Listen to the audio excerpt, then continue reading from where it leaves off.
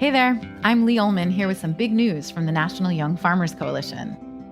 We're partnering with Heritage Radio Network on a special season of The Farm Report. It's all about what's happening with the Farm Bill and how it impacts farmers and eaters.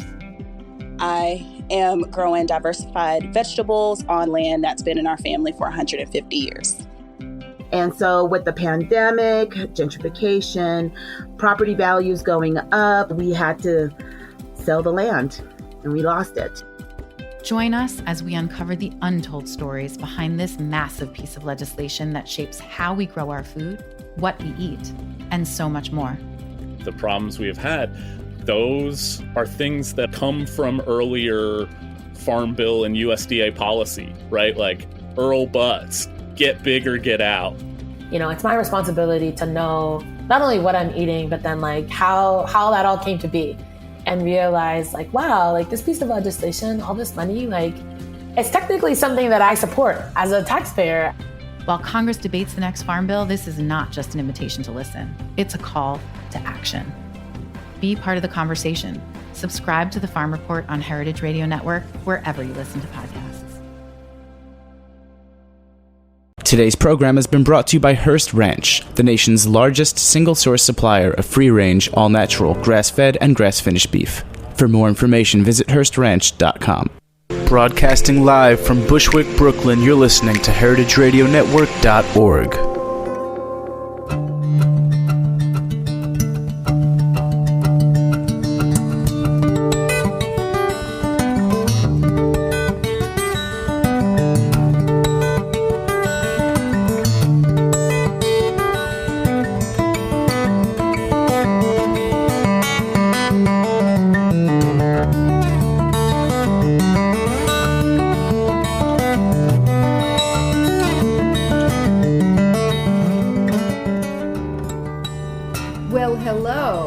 This is Chef's Story on HeritageRadioNetwork.org, and I'm Dorothy Cann Hamilton, the CEO and founder of the International Culinary Center, where we're sitting today. And I have a really exciting chef, and one of my heroes, Chef Robert Searles, better known as Chef Bobo, the really revolutionary chef who changed school food here in New York City. Chef Bobo works at the Calhoun School, but he's probably better known because of his background as a New Orleans fantastic chef.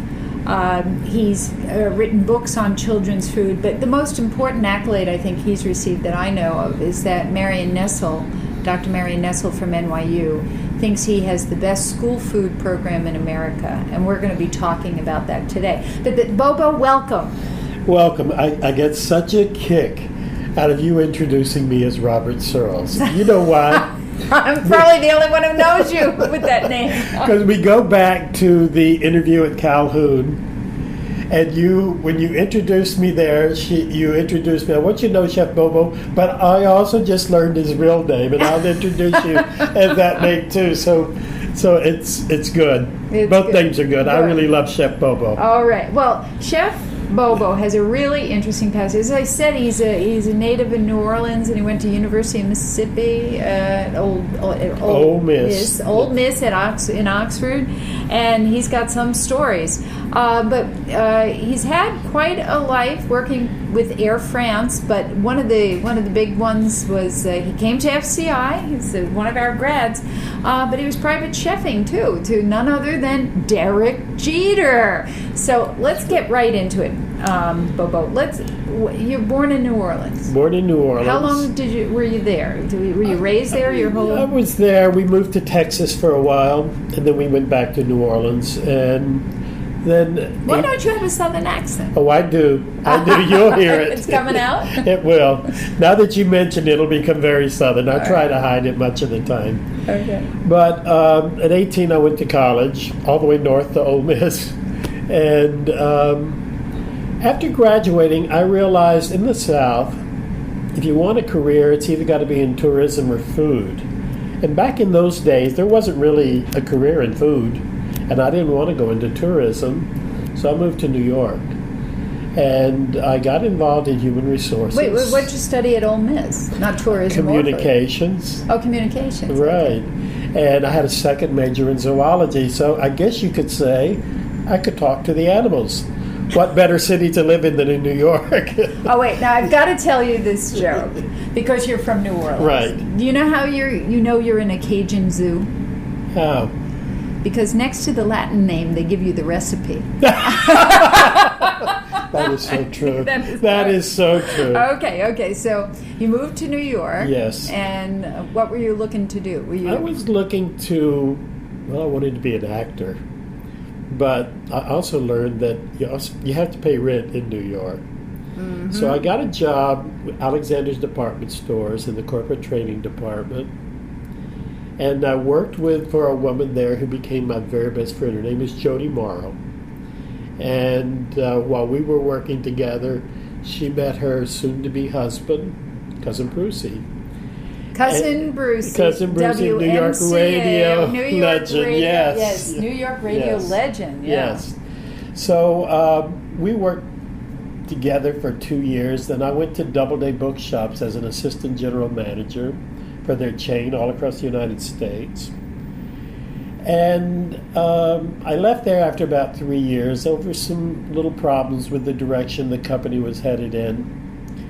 And got a job with Air France, which was one of my dreams. Air France.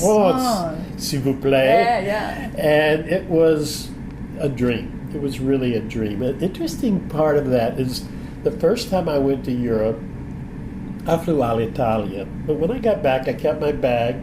And after I had my job with Air France for a year, I was going to take my first trip. I opened that bag, and the identification decal that was inside, and I hadn't used that bag since I went on Alitalia to Rome, was an Air France sticker. Oh. How was that for foretelling what was going to happen? Yeah, it's a little scary, actually. It's a little scary. I've got other ones. So you left Air France, and that's when you're cooking. Yes, Air France. I took early retirement, 1999. I took a year off, and I decided, well, I'll try for another human resources job, but my heart wasn't in it. Neither was it in the hearts of people I interviewed with. They wanted an old man to come in as a human resource director. And one day I was watching television. I was a little depressed. What am I going to do with my life? And I saw, now this is going to sound self-serving for you, but I saw an ad on the television for French Culinary Institute with Jacques Pepin. And it came to me, Dorothy, as clear as anything. That's it. That is it. Mm-hmm. I had been doing my own catering business, running my own catering business for 13 years out of my apartment kitchen. I needed to hone my professional skills and learn how to organize a professional kitchen. What better place? So that day, I came down here and said, I want to sign up. And I can remember the admissions rep said to me, well, I want to take you on a tour. I said, I don't need the tour. I know this is what I want. She took me on the tour anyway, and it was wonderful. I loved it. I just fell more in love with it. And it turned out that there wasn't an opening in the class for 6 months. So I was so disappointed. So I wrote a nice essay to get into the school. And after they considered the essay, they said, we have a class coming up in June, this was May. I wasn't going to have to wait until December. Are you interested? Oh, you bet I am. I'm there. And so I started in that class in June of 2000. And the minute I stood in that classroom, it was one of those moments in your life when you know everything is right. Oh. I had on my uniform. I had my toolkit. I was in this wonderful kitchen, which to me was like a temple. Yes. You know, because it had all these little icons of what being a chef was about. Yeah. And I wish you could see the email I wrote to my friends after that first day at FCI, Some of them said they would save it forever to show their kids, because we cooked that first day, you know. Oh yeah, this hands-on cooking, first 45 That's minutes. right. And I was just totally in love. And I knew I was where I should be. You know, it's so important to do what you love. Yep. It really is, because you never feel like you're working. Well, you know, I'm a big fan of Joseph Campbell. The myth? The power of myth. Yeah. And he always said, you have to follow your bliss. Oh, that's a good statement. So I said, the hard part is you have to find out what your bliss is. That's true. And so I decided, I thought about it. I said, well, I have two things that really make me happy. That's what your bliss is. What makes you happy? One is food and cooking it for others. And my second bliss is kids. Well, that's what, you know, I almost lost my job here because of that. Because, before we get to the kid part, right. You left school, you know, and where did you go to work?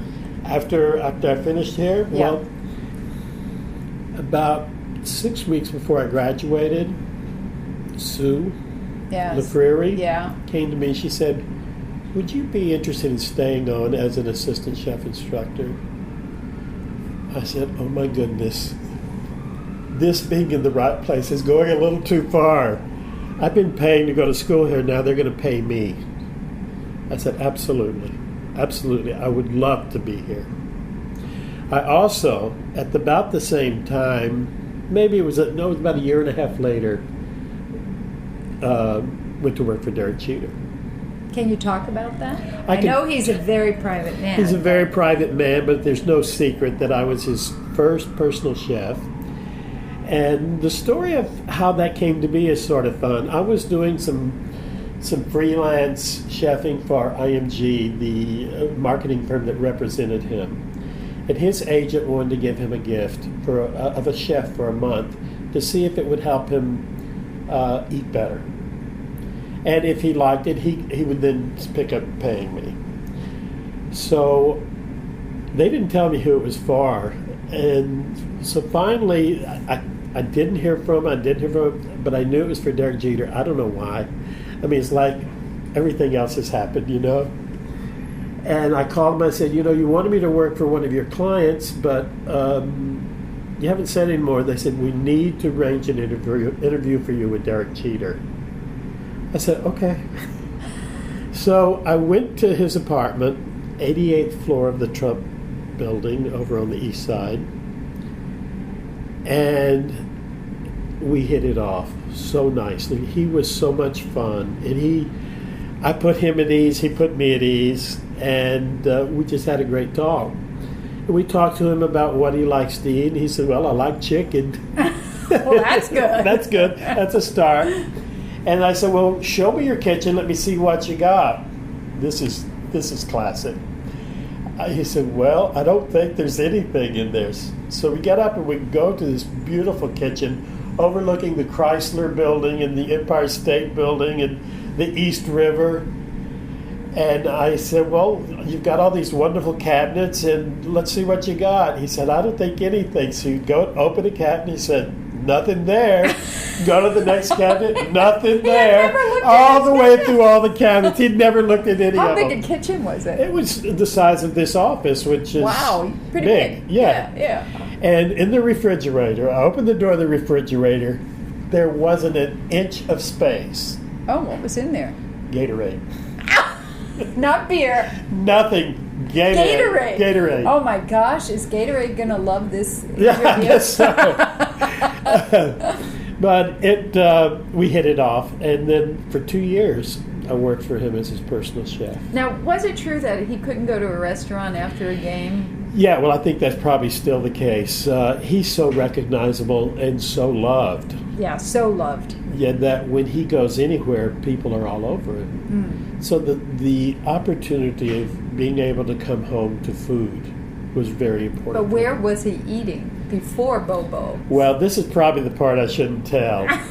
He would go through drive-thrus and pick up food and take it to...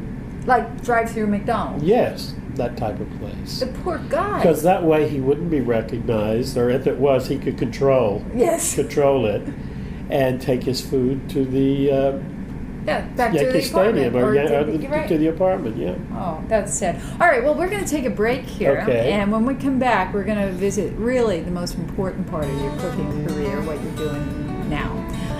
This is Chef's Story, and we're on heritageradionetwork.org. We'll be right back.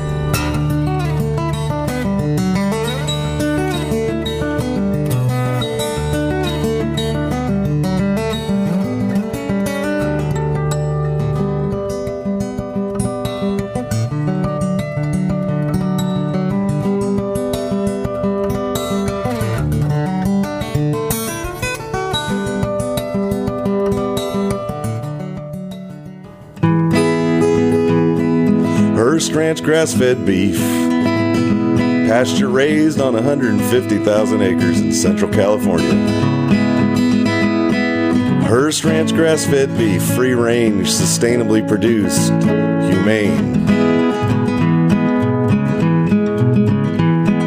Hearst Ranch grass-fed beef, the authentic flavor of the American West. Well, welcome back. This is Chef's Story. I'm Dorothy Cann Hamilton, speaking to Chef Bobo, otherwise known as Chef Robert Searles, who is the executive chef at the Calhoun School on the Upper West Side of Manhattan. And he's arguably probably the most lauded chef doing school food today, and that's from the people in the know who've really gone around the country. And Bobo, I just we were talking about your early years. You studied here, and you were an assistant instructor, and in fact you did family food, Right. Where we feed everybody, all the students, all the staff. It's 500, 600 people a day, and you made the best family food in the history of the school, and your mac and cheese was legendary. And then my daughter went to Calhoun, and the Parents Association wanted to change the cafeteria food, and I came back to the school and said to Chef Alain, who's the head chef, do you think we have a chef who could help us with the school food? And he goes, Bobo wants to work with children, Bobo. And so you went, you became the chef, and everyone here has since held it against me that I took you away. But tell us about your passion. Well, for let me what just you tell do. you how grateful I am to Chef Alain. And I say, yeah. At the end of my first 6 weeks of FCI, he calls all the students in and said, what do you want to do when you grow up? And I said, what I really want to do is become involved in changing the way kids eat, because I'm really worried about kids. 2 years later, he remembered that. And that's when he told you Bobo. Yes. And so he called me into his office. He said, you remember your dream that you told me about? I said, yes. He said, what is it? What it is? And I said, well, it's to work with kids and change the way kids eat. He said, well, that dream can come true. Here we go again, you know. And I said, really? He said, yes. There's a school up on the Upper West Side, and I love this, called the Calhoun School. Calhoun. In his best French, you know. And I said, I wonder how you spell that. So he went with me for my interview. You met us there. And we talked with the hiring committee and was hired on the spot. And it was the day before that I was hired by Derek Jeter. So I had a good week.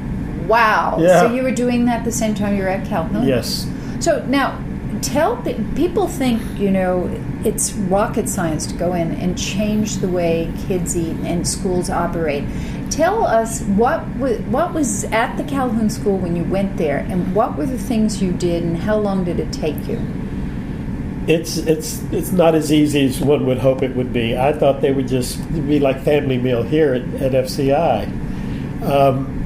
I had to get new equipment. And how did that come about? Well, because schools don't have money. That's right. I think that, I don't know if it's the Parents Association. It was the Parents Association. Who were able to collect about $65,000 to invest in some new equipment. And we got a bank of 2 convection ovens, a new stove top, a small tilting kettle, and that was it. And what was there when you first went in? Why did you have to go? There was a heating oven. So that's what we That's feed our it. kids, the Yeah. heating oven. So Yes. everything comes frozen. Or from a central kitchen somewhere. And what I learned very, very quickly was that the food was basically inedible, and that the way kids could eat it, if they decided to eat it, was to cover it with ketchup, because it would kill the taste. The other thing that the only thing they wanted to eat was what they called a Munster bagel, a white bagel with Munster cheese in it. That's really? simple. Munster That's it. cheese. That's it. 2 processed foods. So I said, well, the first thing I have to do is say this. If I want kids to taste my food, there can be no ketchup in the cafeteria. So I said, no ketchup. That backfired on me, by the way. Because when kids asked me about the ketchup, I said, no, I don't want to have ketchup, and I'll tell you why. Ketchup has more sugar than ice cream, and personally, I'd rather have ice cream. Now, where do you think that went? Oh, yay, we're going to have ice cream for lunch. Which we haven't had yet after 10 years. But You have something against ice cream? no, I love ice cream. I just don't have a freezer big enough to store it. Oh, okay. All right. But we don't use ketchup very much, and kids don't ask for it. They love the food. The next step for me was working with a food committee of students, teachers, and me. And we kept having these meetings, but they had no suggestions. The first meeting, they said, we need more choice. At the time, I had a hot table that only had 3 openings, so that meant I had very slow service, for one thing. 3 openings, meaning 3 places you could put warming dishes. Yes, exactly. So people come up and take their food. So we got one with 5. That way 2 people could be served at a time. We bought another salad bar. So that gave us a lot of options. And that's where the choices are on the salad bar, because we had everything you could possibly want in a salad. Plus, we make composed salads out of leftovers. So if you didn't eat yesterday's chicken, or if you liked yesterday's chicken, if there was any leftover, there's the chicken salad on the salad bar if you don't like today's lunch. And of course, we have more fruit than a fruit stand. You know. So how many students at Calhoun, and how long the lunch period? We have 550 students. We feed 650 people, and we have 5 seatings, and each one is about 25 minutes long. And it's in a basement. And it's in the basement. Right. So we're not talking about privileged circumstance here. Not at all. And what do you spend on an average lunch? Right now, this year we ended up spending $3.15 per person per day. And during the day, is it only lunch that you No, provide? it includes a continental breakfast. A continental Right, breakfast. which means hot oatmeal. We make little mini muffins. We have little whole wheat bagels. We have fruit. We have yogurt. We have juice. And for the parents, we invite parents in. That we have coffee.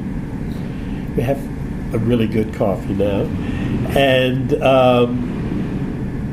it's snacks in the afternoon. $3.15 a day. That's incredible. That's incredible. So now tell me what. When you took over, it was mozzarella sticks, the ubiquitous pizza, mainly deep fried or frozen, heated up. Right. Describe some of the menus you're doing today. Okay. Well, the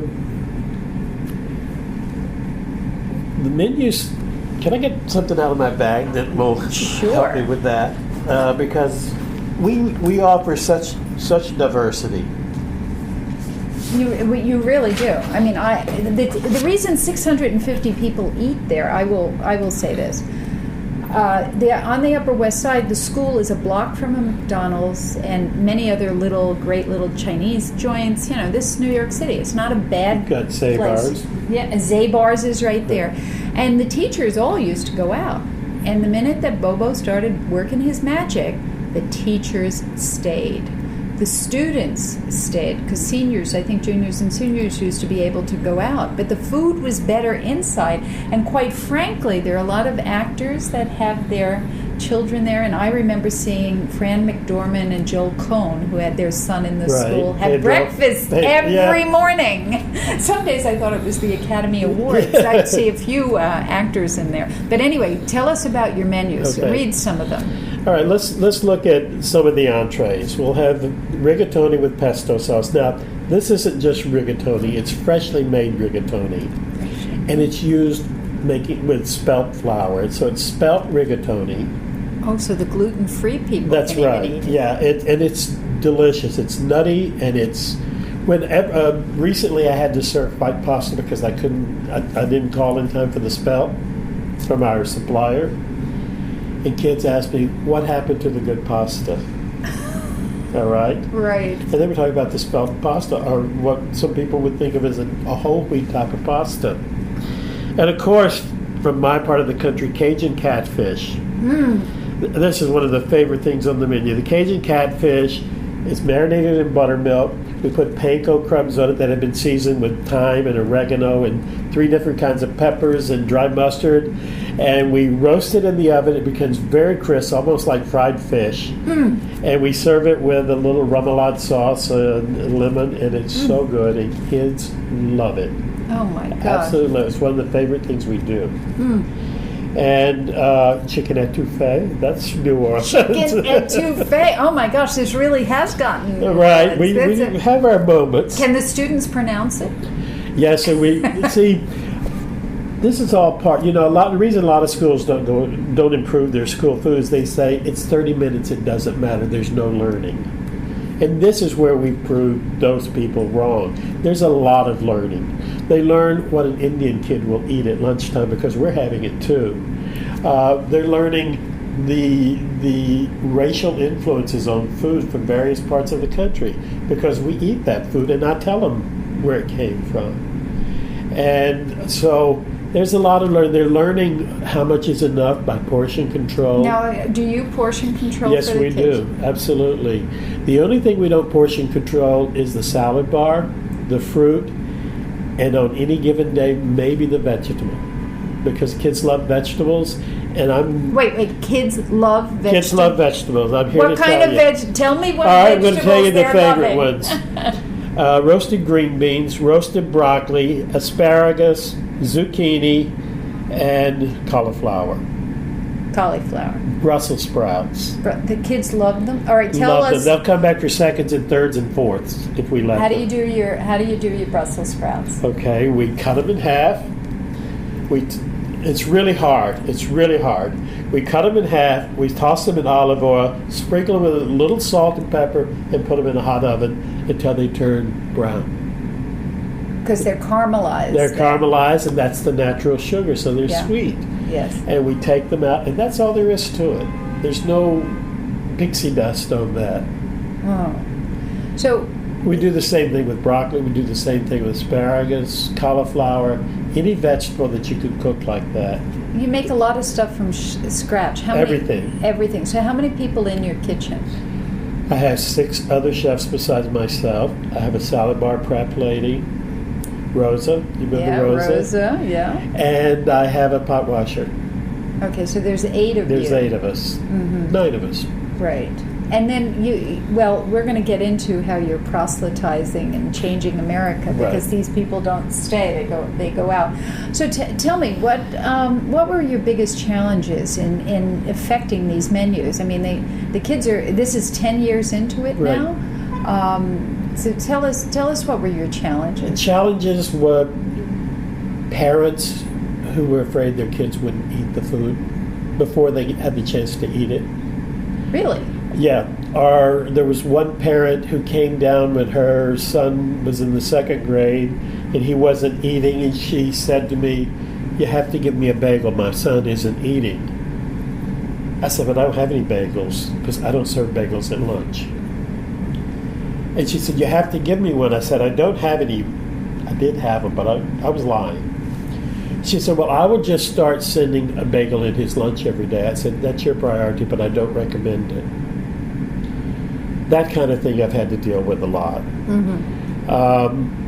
If they'll just let the kid be, if they'll understand that the way kids eat is their last little vestige of control over their parents. You know, after the age 3, the kids are afraid of new things. They have a neophobia. And so they don't want, that's when the no starts. No, no, no. But when they get to Calhoun in the 2nd grade and they see their peers eating it, they just might try it, and they're probably going to like it. How do you get the peers eating Brussels sprouts at school if they're not going to eat it at home? Okay, one very important thing we do, our chefs not only cook the food, they serve it. Ah. All right, so they can encourage kids. They can say, please try it, I cooked it. You know, because they love our chefs. They all fall in love with the chefs. And so there's something magic about that white jacket that we take out there, and we talk to the kids and we try to get them to eat. If I go out onto the floor and say, why aren't you eating this? They'll say, well, I forgot to get it. I'll say, well, let's go get you some, and they'll eat it. So it's just a matter of taking interest in what they're eating and encouraging them to eat it. Okay, we're going to have to take a little break here, but we're definitely coming back. There's a lot of benefits that are hidden in your magic. So you're listening to Chef's Story on radio, heritageradionetwork.org. We'll be right back.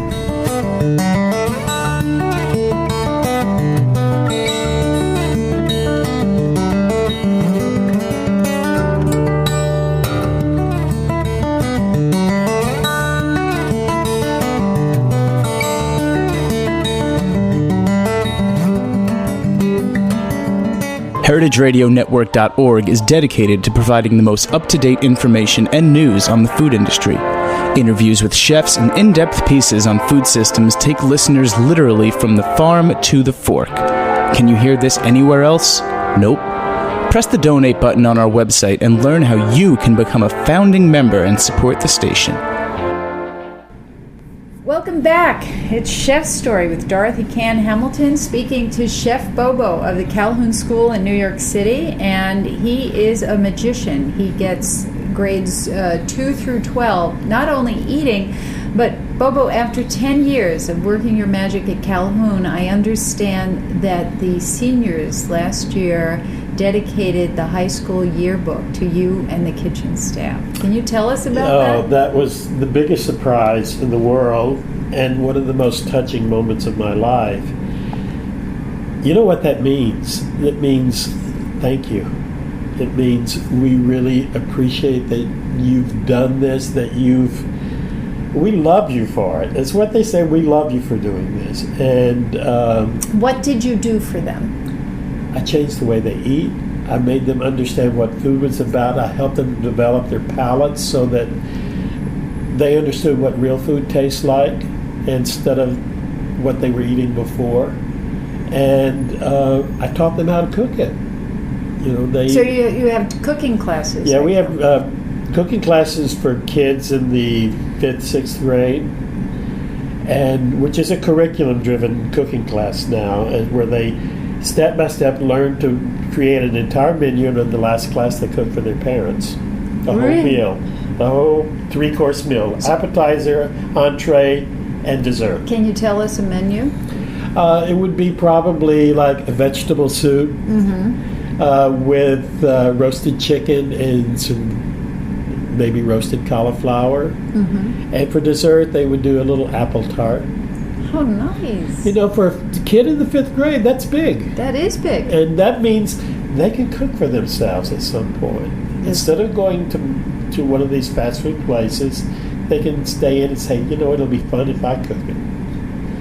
So, and then for the high school kids, we had a volunteer cooking class, and the focus there is to teach them dishes that they can cook when they go to college.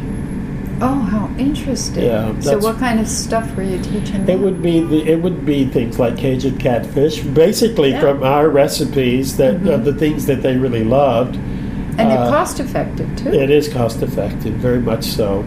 We showed them how to roast the chicken the way I learned it at FCI. We showed them how to make soups and how to make a vegetable stock for that soup, and show them the difference in if you make it this way, why it's better than if you use canned soup. And so all of these things, we'll teach them how to make a basic chocolate cake, because everybody wants to learn how to make a chocolate cake. So this isn't about food deprivation at all. It's about food balance and really teaching someone. I think one of the biggest surprises, because Olivia was still in school, you know, when you're in the first in your first year there. In fact, she was there for a long time while you were there. The head of the middle school came to me sort of 6 months after you were there, saying it was the first time she saw 13-year-old girls eat, because they're either watching their weight or stuffing themselves. They've got, you know, who knows what kind of eating disorders there were. And she said they were afraid to eat, but they know with your food they're not afraid to eat. Right. And it's not going to make them fat. Right. And teachers came up and said the kids are alert after lunch. They're not on this sugar high or sleeping. And best of all, parents came up and said, you know, when I used to pick up, you know, my kid at school, the first thing they wanted to do was go get something to eat because they were starving, because they had the mozzarella stick or, you know, the empty calories at lunch. And or nothing. And they would throw off, you know, by 5 o'clock or 6 when you wanted to give them supper, they weren't hungry. Right. And it threw off the homework schedule and everything. And you revolutionized the kitchen there, and all of, you know, you brought joy and some sanity to all these people. So did you know that was going to happen? Well, I knew with the sense that, you know, Calhoun has a great sense of community. And I knew with that sense of community we were going to create joy, because you go to anybody's home, and where is the happiest place to be? The kitchen. In the kitchen. So people hang out in our kitchen, and we love it.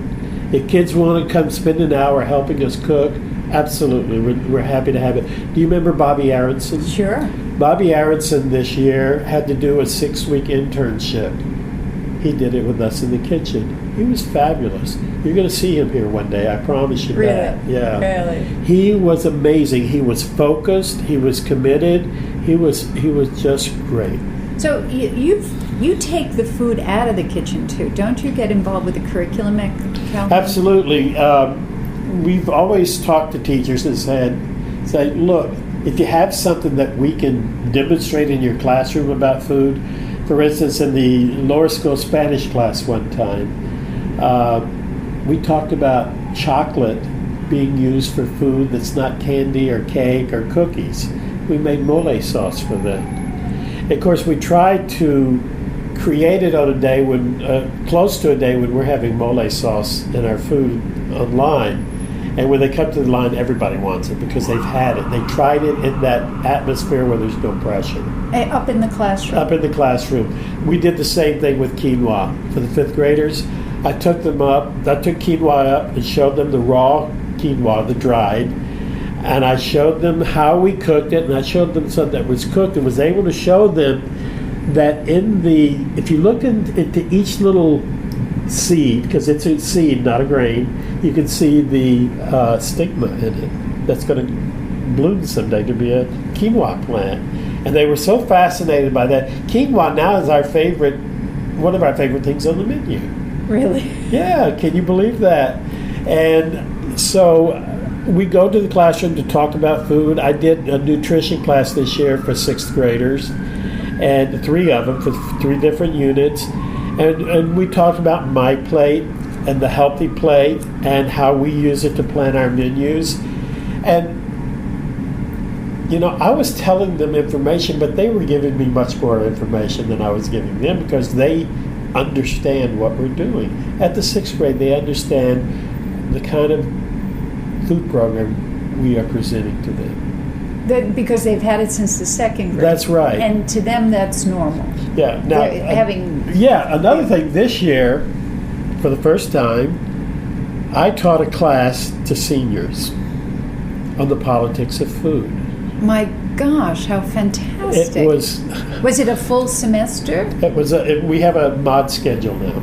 Uh-huh. So there are 5 6-week mods instead of 2 semesters. I see. But it was a full mod. Okay. It was an elective class.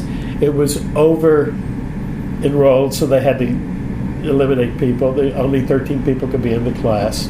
Oh. And these were all top-of-the-line students. I'm sure you would know a lot of them. Mm-hmm. And the first week, I realized, I was thinking, these kids are not going to be that interested in this. They blew me away.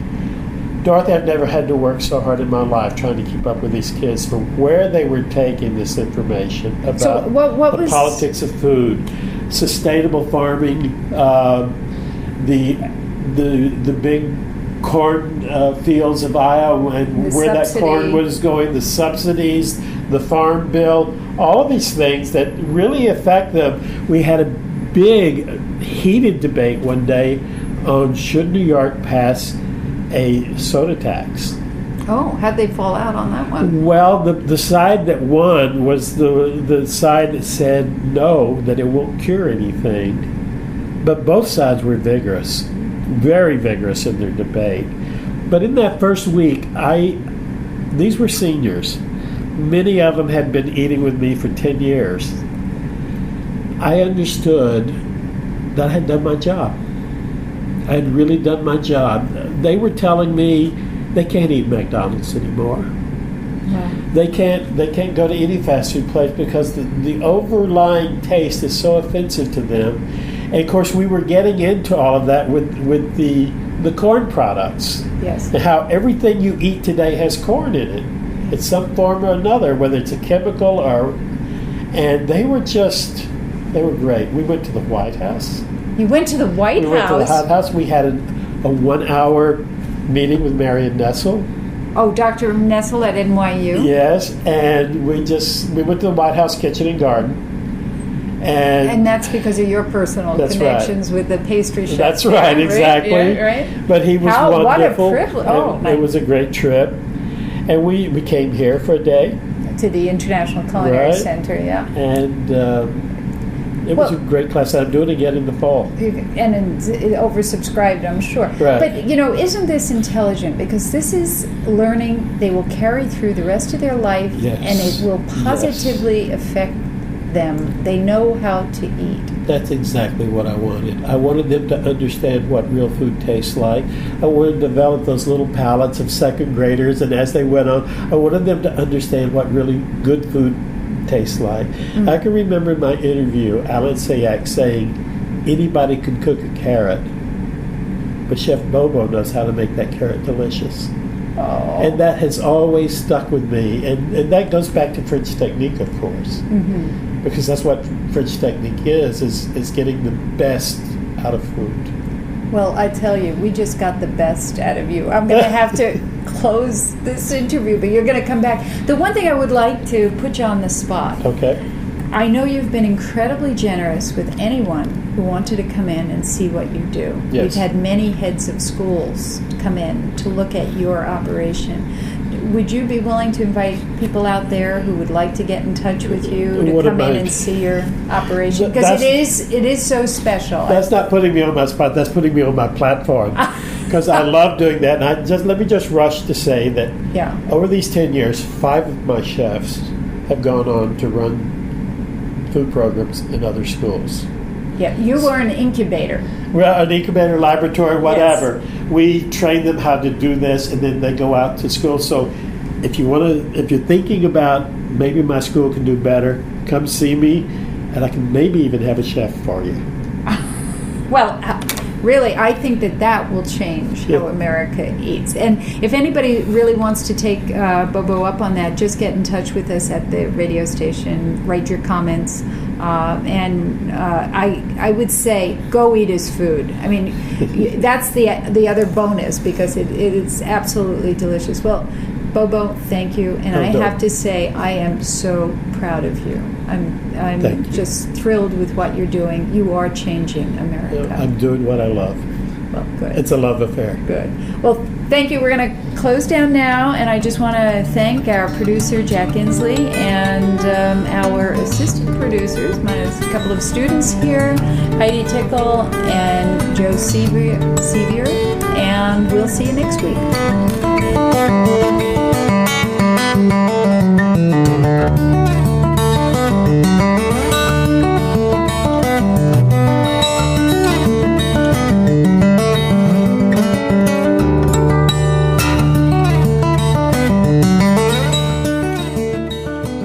Thanks for listening to this program on heritageradionetwork.org. You can find all of our archived programs on our website or as podcasts in the iTunes Store by searching Heritage Radio Network.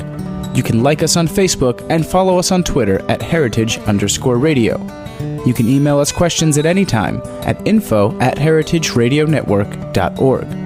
Heritage Radio Network is a non-profit organization. To donate and become a member, visit our website today. Thanks for listening.